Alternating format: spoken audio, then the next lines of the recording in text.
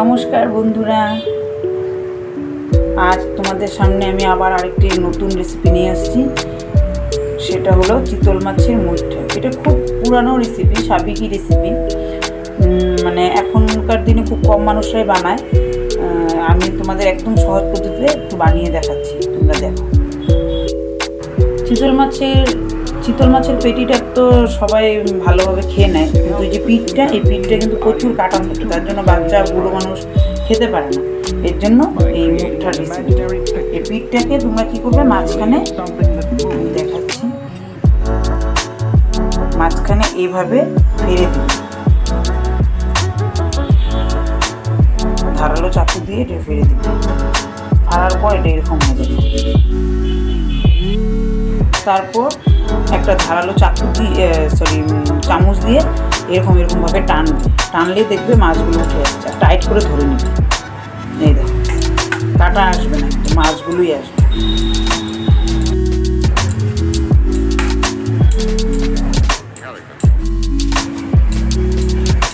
এরকমভাবে কিন্তু টানতেই থাকবেন যতক্ষণ অবধি মাছের তেলটা, যেটা চামড়াটা, মাছের তেলটা, ওইটা মানে পুরো একটা খালি না হয়ে যায়, ততক্ষণ অবধি মাছ কিন্তু টানতে থাকলে বের হবেই।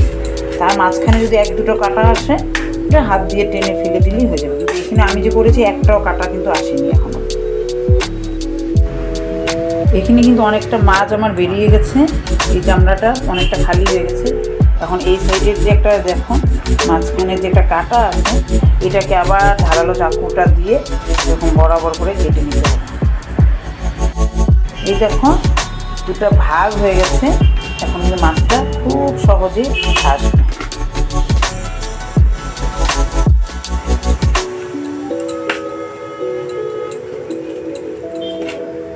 এই দেখো, সুন্দর উঠে আসবে, কোনো অসুবিধা হবে না।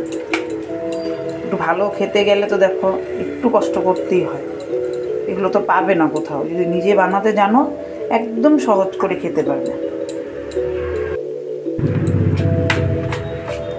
এরকমভাবে টানতে টানতে সব মাছ পরিষ্কার হয়ে বের হয়ে যাবে।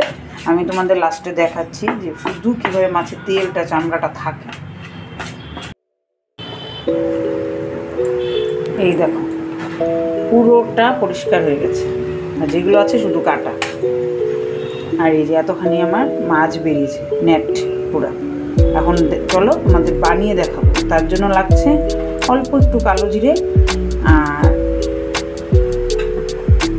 এটার মধ্যে আছে সরষের তেল, একটু নুন আর একটু হলুদ, আর আমি 1-2 টুকরা আলু সিদ্ধ দিব। এটা মাখতে খুব টেস্ট হয় আলু সিদ্ধটা দিয়ে। ঠিক আছে, দেখো মাছের তেলটা বা কাঁটাগুলো যারা এমনি ভালোবাসে তারা কিন্তু খেতে পারবে। এটা ভালো না জিনিস না, আমাদের বাড়িতে কিন্তু আমরা খাই। কেচি দিয়ে টুকরা টুকরা করে কেটে নিচ্ছি। তারপর এটা একটু বেগুন দিয়ে, পেঁয়াজ দিয়ে একটু ভাজলে ভাত খাওয়া যায়, খারাপ লাগে না, মাছই তো।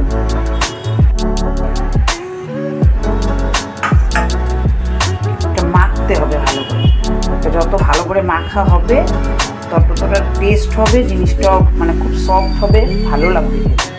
মানে একটু হলুদ, একটু তেল আর একটু নুন আর একটু কালো জিরা দিয়ে এটা মাখবো ভালো করে।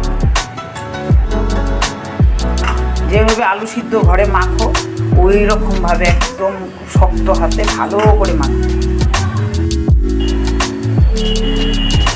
ছোটো একটা আলু সিদ্ধ দিয়ে রেখেছিলাম আমি, মাখাটার মধ্যে অল্প কাঁচা লঙ্কা কুচি দিয়ে দিলাম, সেন্টটা ভালো হবে। যদি আদা ঘরে থাকে, একটু আদা কুচিও দিতে পারো। অনেকে কিন্তু পেঁয়াজ রসুনও দেয়, কিন্তু আমি দিই না, আমাদের বাড়িতে এমনিতেই পছন্দ করে বেশি। আমি এইভাবে, আমার শাশুড়ি মা এইভাবে বলেছে, তাই আমি এইভাবেই দিচ্ছি। তোমরা যদি চাও, এই বয়েল হওয়া জলটার মধ্যে 1-2টা এলাচ, একটু দারচিনি আর যদি তেজপাতা দিতে চাও দিতে পারো, ভালো লাগবে সেন্টটা। জলটা কিন্তু আমার খুব সুন্দরভাবে বয়েল হয়ে গেছে। আমি সিম করে রেখেছি গ্যাসটা, আর এখন একটা একটা করে মুঠটা ছেড়ে দিচ্ছি। খুব আলতো হাতে ছেড়ে দিবে, আস্তে আস্তে, হয়নি, আস্তে আস্তে ছেড়ে দিতে হবে। তোমাদের যখন মাছটা মাখার পরে মুঠাগুলো এরকম বানাতে একটু অসুবিধা হয়, তোমরা একটা বাটিতে একটু জল নিয়ে হাতে কিন্তু গুলিয়ে নিতে পারো, তাহলে হাতে লাগবে না। মুঠার জলটা যদি দিয়ে দাও, জলটা টেস্ট হবে। কেন কি, তোমরা এই যে বয়েল হয়ে যাচ্ছে মুঠাটা, এটা মাছের রসটা তো বেরিয়ে গেল ওই জলটাতে, জলটাই যদি ফেলে দাও তাহলে তো আর মুচ্ছার যে স্বাদটা এটা আসবে না, ঠিক না? এই দেখো আমি থালাটা সুন্দর করে ধুয়ে নিয়েছি, দেখো পুরাটাই মাছ, কিন্তু কেন ফেলবো, এটা দিয়ে দিই, ঝোলটা টেস্ট হবে। দেখো এটা বয়েল হয়ে গেছে, আমি এটা উঠিয়ে নিচ্ছি একটা বাসনে। আমি মুচ্ছাগুলো এইভাবে কেটে নিয়েছি, একটু হলুদ আর একটু নুন দিয়ে ভেজে নিয়েছি। কড়াইটাতে আমি আগে মাছের কাঁটাটা ভেজে নিয়েছিলাম, তার জন্য কড়াইটা এরকম অবস্থা।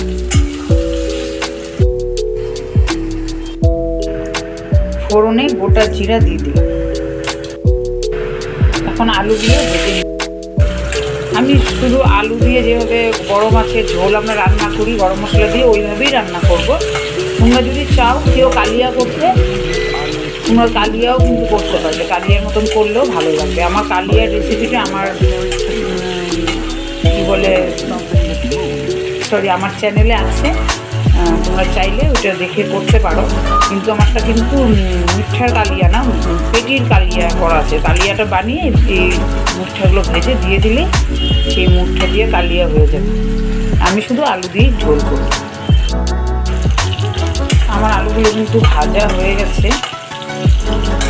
আর এখানে আমি একটা পেস্ট বানিয়ে নিচ্ছি রেগুলার মশলা দিয়ে, লঙ্কা গুঁড়ো, জিরে গুঁড়ো, হলদি, একটু নুন দিয়ে পেস্ট বানিয়ে নিয়েছি। আমার মশলা কষানোটা একদম রেডি হওয়ার পরে আমি অল্প ঝোলের জন্য জল দিয়েছিলাম, কেন মুঠা যে সিদ্ধ করা জলটা ছিল ওই জলটা একদম কম হবে, তার জন্য অল্প জল দিয়ে এটা বয়েল করে নিলাম। তারপরে আমি ঝোলের জন্য ওই মুঠা সিদ্ধ জলটা দিয়ে দিচ্ছি।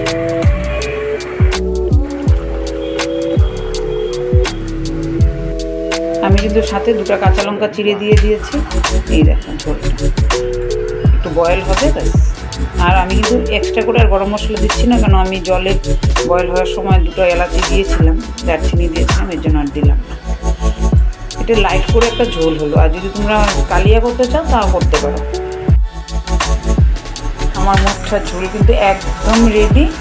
এখন পরিবেশন করার পালা, পরিবেশন করে দেখাচ্ছি।